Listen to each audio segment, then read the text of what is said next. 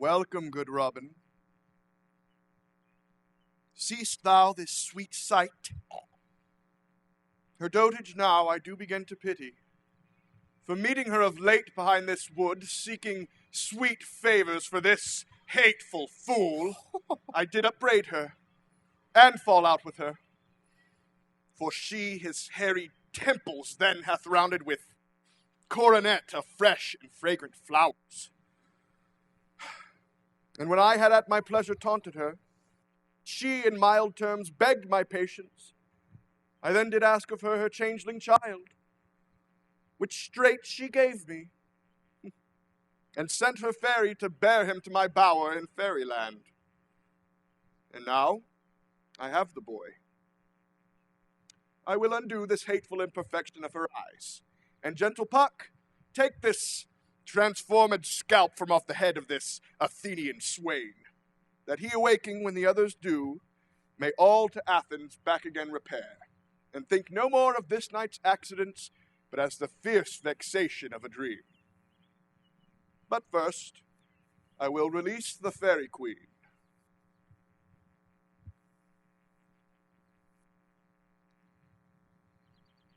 Be as thou wast wont to be.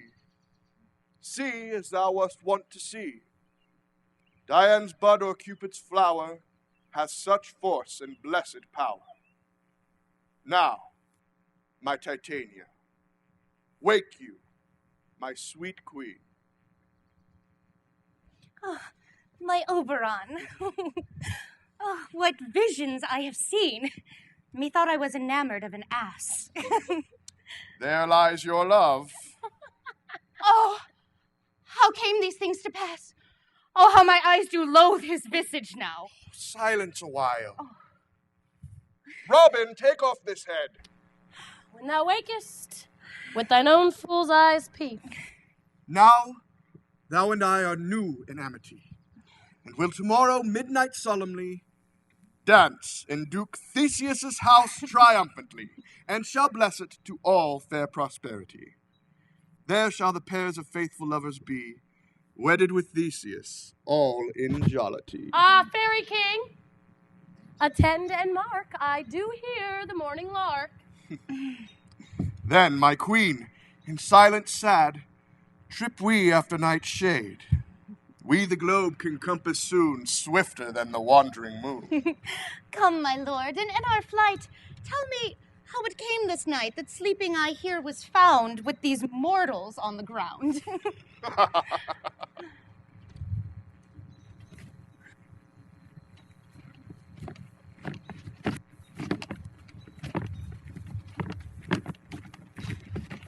For now our observation is performed, and since we have the verdict of the day, my love shall hear the music of my hounds. Uncouple in the western valley, let them go.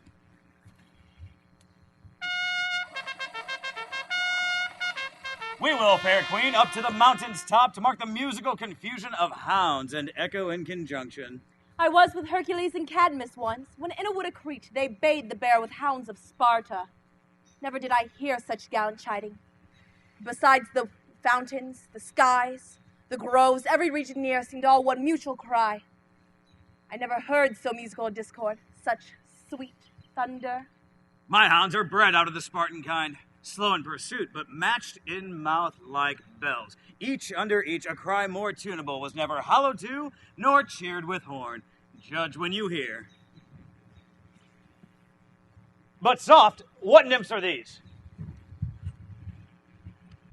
My lord, this is my daughter here asleep, and this Lysander. This Demetrius is, this Helena. Old Needer's Helena. I wonder at their being here together.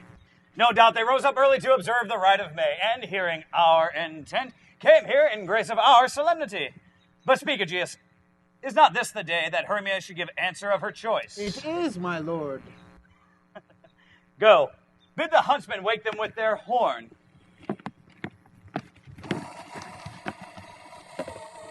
Good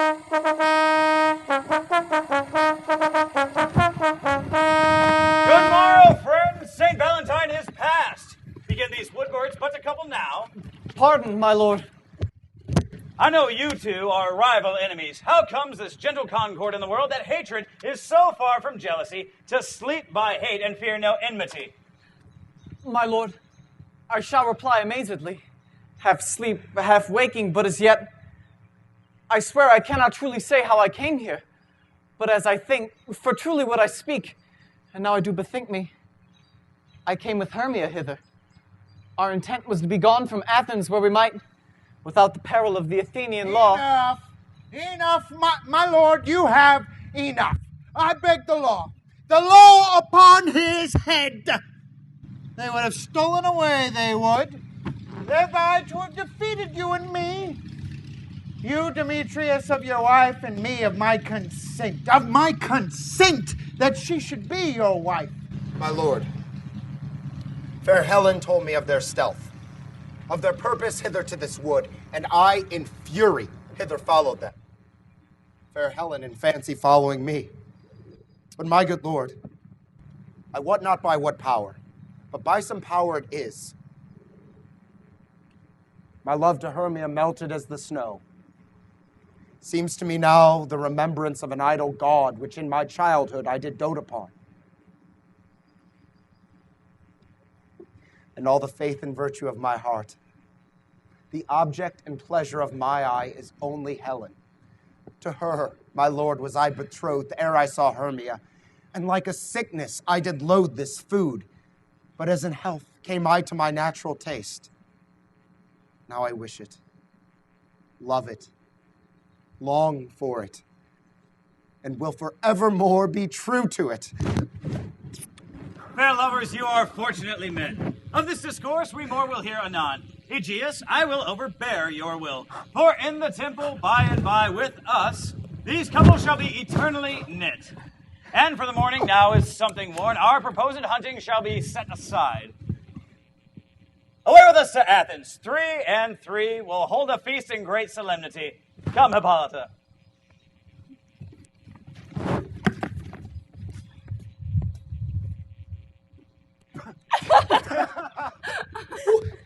These things seem small and undistinguishable, like far-off mountains turn it into clouds. Methinks I see things with parted eye, when everything seems double. So methinks. And I have found Demetrius like a jewel, mine own and not mine own. Are you sure we are awake? It seems to me that yet we sleep, we dream. Do you not think the Duke was just here and bid us follow him? Yea, and my father. And Hippolyta. And he did bid us follow to the temple. Why then, we are awake.